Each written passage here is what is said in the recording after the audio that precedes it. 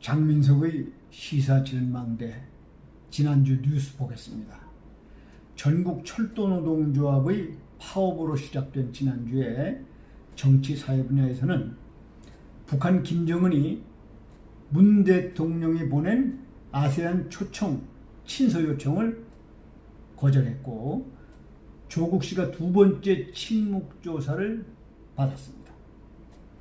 주한미군 철수까지 거론된 방위비 협상이 결렬, 그리고 황교안 한국당 대표의 단식, 지소미아 종료의 극적인 중지 결정 등이 있었고, 경제 분야에서는 SK그룹이 국내 최초로 개발한 신약이 미국 FDA 판매 승인을 얻었다는 기쁜 소식에 이어서 삼성 갤럭시 폴드와 화웨이의 메이트 X가 중국 현지에서 판매 거의 같은 시간에 판매 경쟁을 벌였는데 둘 다 매진됨으로써 무승부를 기록했다는 소식입니다.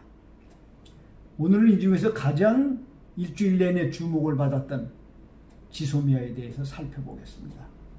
지소미아는 본래 군사정보보호협정으로서 1급 군사비밀을 제외한 나머지 비밀들을 서로 공유하는 것인데, 일본과는 2016년 11월 23일 세계에서 33번째로 체결했습니다. 다른 나라들과는 유효기간이 길거나 아예 없는데 일본과는 1년짜리이고 연장이 가능합니다. 일본이 수출 규제를 하자 대응 방안을 찾던 문재인 정권은 지소미아를 연장 없이 종료하겠다고 선언했습니다. 일본은 그동안 많은 탈북자를 보유함으로써 대북한 정보를 축적하고 있는 한국의 정보가 필요했습니다. 그래서 미국에 도움을 요청했고, 미국은 지소미아가 중국, 러시아, 북한의 공산주의에 맞선 한미일 삼각동맹의 주축이라고 생각했기 때문에 막바지에 미국 의회, 국방부, 국무부 등이 개입해서 중재를 강력하게 했습니다. 이에 따라 문재인 정부는 종료 6시간 전에 중지를 결정했던 것입니다. 문 정권으로서는 주한미군 철수까지 거론되는 방위비 협상에서 현재 코너에 몰려있고 계속 모욕감을 느낄 정도로 김정은에게서 차가운 대우를 받고 있는데, 대북한 개선을 위해서는 트럼프의 협력이 절대적으로 필요한 상황입니다. 그리고 무엇보다도 지소미아가 종료되면 친미 외교 노선이 근본적으로 의심받는 상황을 가져올 수 있습니다. 그래서 미국의 압력을 거절할 수 없었던 것입니다.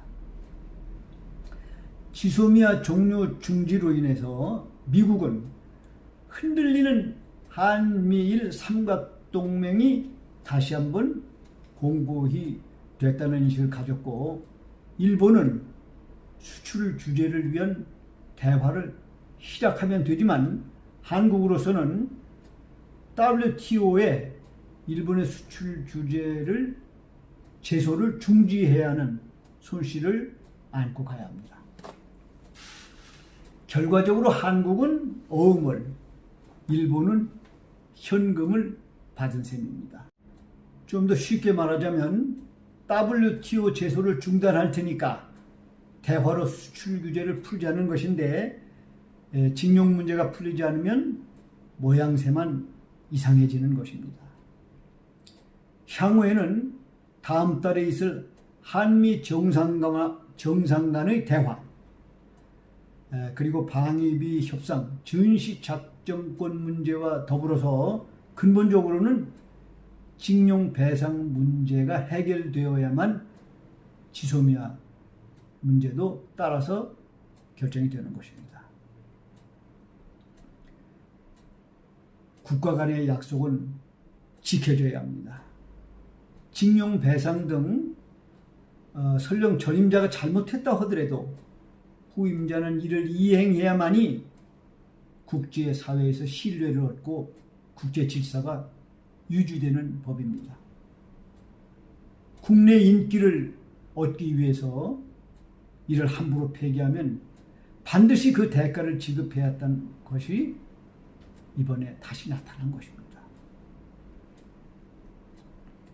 어느 기업인이 24년 전에 한 발언을 다시 한번 보면서 오늘 마치겠습니다. 한국 기업은 2류, 정부는 3류이고 정치는 4류입니다.